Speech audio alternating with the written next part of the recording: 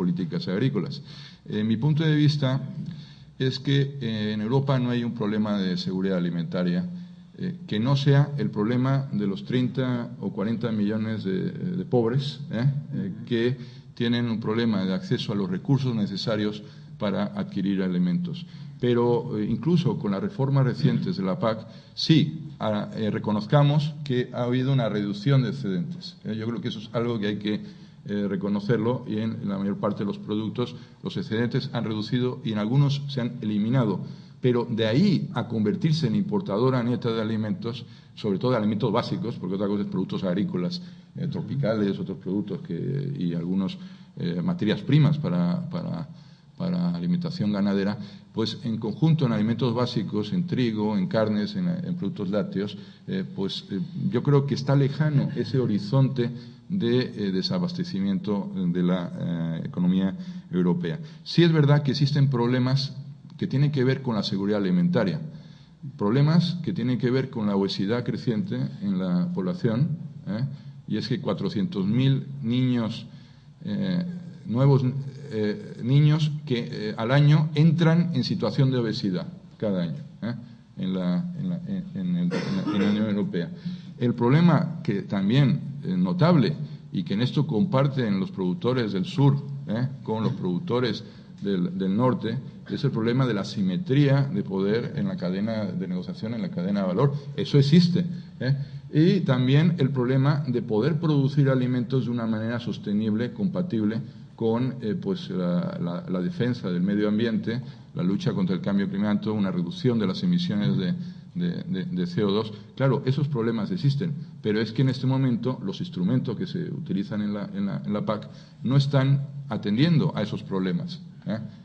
Y a eso me referiré más adelante. Entonces, si el argumento de rentas no se justifica en cierta medida y el argumento de abastecimiento tampoco tiene mucha justificación, ¿dónde se justificaría una PAC fuerte? Desde mi punto de vista, el argumento más sólido es el de los objetivos no comerciales, que es las externalidades ambientales, la defensa de la biodiversidad, la defensa de la mitigación y la previsión frente al cambio climático, la gestión de los recursos hídricos, la gestión del territorio. Bien, todos esos elementos justificarían una PAC fuerte, pero no sería la PAC actual, sería otra PAC, y podemos decir que en Europa hay como un sector que he dicho, los defensores de la PAC fuerte, y quizás el sector reformista lo que va defendiendo es una PAC que se base sobre todo en bienes públicos. Sería una PAC como sector estratégico para producir alimentos y otra PAC como sector estratégico para la producción de bienes públicos. Un poco ahí estarían los bandos dentro del debate europeo. Las restricciones, antes de hablar de los instrumentos, son de tres tipos. La primera, y son restricciones que van configurando lo que es el debate actual. En estos momentos se está debatiendo la reforma de la PAC para 2013. Fíjense que los debates se realizan pues con tiempo suficiente para que todos puedan manifestar su punto de vista y es un proceso institucional complejo que ahora se ve determinado por la codecisión, es decir, que finalmente tendrá que ponerse de acuerdo el Parlamento Europeo y el Consejo de Ministros para decidir cuál va a ser la PAC que venga a partir de 2013. Pero en el fondo lo que se está discutiendo no es la PAC de 2013, se está discutiendo la PAC de 2020. Y eso quiere decir que esa fecha 2020 también la tiene que tener en cuenta en un proceso de negociador Mercosur-Unión Europea. Lo que se está discutiendo es la PAC 2020 y quizás lo que va a determinar el periodo 2013-2020 es la transición hacia esa PAC de 2020. Que nadie piense que van a desaparecer las ayudas de la noche a la mañana, que nadie piense que va a haber una reforma radical de esas ayudas. Lo que sí que puede haber es un objetivo de reforma sustancial de esas ayudas para 2020 y un periodo transitorio, 2013-2020, que sea el que facilite esa reforma. Pero estamos hablando de plazos cronológicos que quizás para los exportadores agrícolas sean demasiado largos, se están jugando muchas cosas al día a día, ¿no? Se está jugando su medio de sustento, pero en plazos europeos esto es bastante normal, es decir, que enseguida pues te sitúas en 2013 sin darte cuenta y el 2020 está casi ahí. Estas son digamos, la cronología europea, el tiempo europeo, que es el tiempo que se utiliza en las negociaciones. Pues bien, en primer lugar, la Organización Mundial de Comercio condicionó la reforma del año 92, que fue una reforma importante, porque se modificaron los instrumentos de apoyo a la agricultura. Instrumentos que antes se basaban sobre todo en precios de intervención, precios de garantía a los agricultores muy por encima de los precios internacionales, y que progresivamente en la mayoría de los productos fueron reduciéndose esos precios de intervención. En algunos productos se han eliminado, y esta reducción de precios de intervención, para que políticamente fuera viable, pues se consiguió mediante la compensación a los agricultores por unos sistemas de ayuda directa a los productores. La OMC ha condicionado el proceso de reforma en 1992 y ha condicionado también, ya de una manera distinta a la ronda Doha, el proceso de reforma del año 2003, en el que se ha incorporado un nuevo sistema de pagos, se han cambiado los pagos, para una nueva categoría llamada pagos disociados, pagos desconectados o pagos desacoplados, como quieran, o decoupled, ¿no? Como se quiera llamar, que presumiblemente no tienen un impacto sobre los incentivos a la producción, porque es como unos cheques que se dan a los productores, dándoles la libertad de cultivar lo que quieran en el terreno que disponen. Con lo cual se supone que estos... y además, bueno, también hay evidencias académicas que vienen a respaldar la hipótesis de que estos pagos son menos ofensivos en lo que es el incentivo a la producción, y que puede provocar incluso una extensificación de la producción. Pero esa es una reforma que se dio antes, que se ha dado ya antes, para preparar seguramente la posición negociadora de la Unión Europea en la agenda de Doha, con lo cual diríamos que en el aspecto de pagos, podríamos decir que la OMC no está marcando ahora la agenda de la Unión Europea. Entonces, ¿qué está marcando la agenda? Sobre todo el presupuesto y los intereses nacionales. El presupuesto está marcado por los países contribuyentes netos de recursos, los que pagan más de lo que reciben en la Unión Europea, que sobre todo es Alemania, que es un gran contribuyente neto, pero hay países como el Reino Unido, que es un contribuyente neto y que hasta ahora se venía beneficiando de una excepción, en el sentido de que, pues por motivos históricos que podía explicar de la adhesión a la Comunidad Económica Europea, el Reino Unido tiene que contribuir algo menos, digamos, el impuesto de valor añadido que recoge, pues una contribución en menor porcentaje, pero ya al Reino Unido se le dijo, bueno, ya está bien la excepción, te tienes que armonizar tu sistema de contribución a otros países de la Unión Europea, pero Tony Blair exigió que a cambio de eso se tendría que realizar un escrutinio a fondo de uno por uno a las partidas de gasto de la Unión Europea, e incluida la PAC, ¿no? Entonces, dentro de esta concesión que se dio al Reino Unido, entonces se inició un proceso llamado revisión presupuestaria, que ha sido un proceso de debate, de auditoría de los gastos de la Unión Europea. Todavía no ha dado lugar a una resolución, pero sí que de alguna forma la PAC está en cuestión, es decir, porque es muy difícil justificar un sistema de pagos donde pues tengas un montón de grandes explotaciones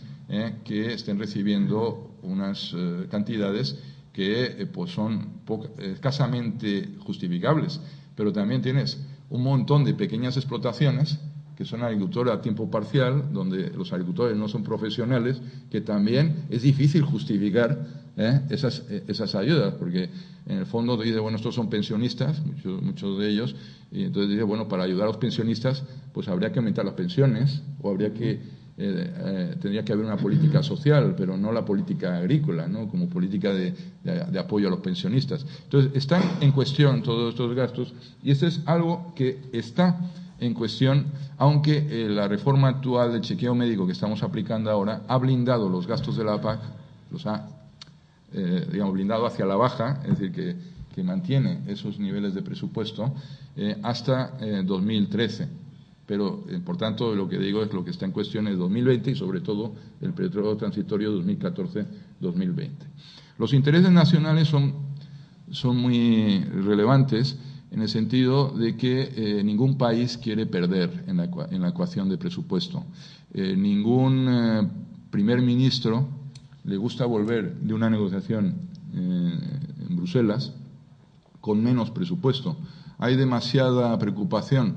sobre el monto global de ayudas. En mi país, por ejemplo, viene recibiendo del orden de 6.500 millones de euros al año de transferencias de la PAC. Entonces, claro, si lo único que faltaba es que ahora hubiera una negociación en que el gobierno dijera pues que en lugar de 6.500 viene con 6.000 millones o viene con 5.500 millones. Y entonces, se preocupan mucho del monto global de la transferencia, pero no se preocupan demasiado sobre cómo se utiliza esa transferencia, cómo se gasta o qué eficacia tiene ese gasto. Ese problema en España se traslada a las comunidades autónomas, donde tenemos en 17 países, en un estado, y cualquier reforma va a suponer que unas ganen y otras pierdan, con lo cual es un problema político difícil. Eso, de algún modo, alimenta las fuerzas favorables al statu quo, a no cambiar, porque todo cambio supone una redistribución de ingresos o de transferencias entre regiones, entre países, que genera problemas políticos. Los instrumentos. Los instrumentos que se han ido utilizando en la PAC han sido tradicionalmente las políticas de precios y mercados, los pagos directos que antes eran específicos de los productos, pero ya quedan cada vez menos pagos de tipo específico y cada vez son pagos disociados, como he dicho, que son independientes de las decisiones de cultivo, aunque hay una normativa de ecocondicionalidad, de buenas prácticas agrícolas, que es una pesadilla para los agricultores europeos, porque para recibir la ayuda tú tienes que rellenar un formulario en que garantizas que estás cumpliendo una serie de prácticas y luego te sometes a unas posibles visitas de inspectores, de auditores, que te pueden incluso quitar las ayudas. Con lo cual tiene un poco de mala prensa esta ecocondicionalidad, pero es necesaria, evidentemente, para, podemos decir, ganar legitimidad internacional de estos pagos como pagos de la llamada caja verde. Entonces, en cierta medida, la ecocondicionalidad es necesaria, pero la ecocondicionalidad se convierte también en una pega para los productores. Y fíjense ustedes que muchos productores están en contra de llegar a acuerdos con otros países, acuerdos de libre comercio, porque piensan que en otros países no se aplican unas normas ambientales, ¿no? Y entonces dice, bueno, si nosotros tenemos unas restricciones ambientales, la ecocondicionalidad, o sea, burocracia me pone la ecocondicionalidad. Y entonces yo necesito unas ayudas directas para compensarme por los costes que me impone la burocracia, ¿no? Y como en otros países no existen estos costes que impone la burocracia, entonces resulta que necesito las ayudas directas, ¿no? Bien, esto al final pues es algo que también está en debate y posiblemente se reforme en los próximos años. Las ayudas del segundo pilar, el llamado desarrollo rural, que son como la nueva ola de política agrícola, que solo representa un 10% del presupuesto total y que se supone viene a mejorar la competitividad de las explotaciones y a la promoción de esas funciones no comerciales de la agricultura. Esto es todavía minoritario, y la mayoría de los gremios le temen a este tipo de apoyos, porque no son derechos de pago, que lo que quiere, normalmente uno lo que quiere es un derecho de pago, es decir, que la plata llegue a mi bolsillo, porque todo lo que sea cambio de esquemas de apoyo basados en proyectos, por ejemplo, pues puede suponer el riesgo de que se redistribuya la plata de los que están ahora beneficiados a los que, digamos, podrían ganarse esos proyectos, ¿no? Aparte, una cosa, hay una desconfianza en el sector público, porque cuando el sector público no gestiona eficazmente, entonces se tiene miedo a que vuele la plata, simplemente nadie se la lleve o se esfume o se la lleven a todos que no son ni siquiera ni agricultores, y claro, pues ahí hay una fuerte desconfianza. Otros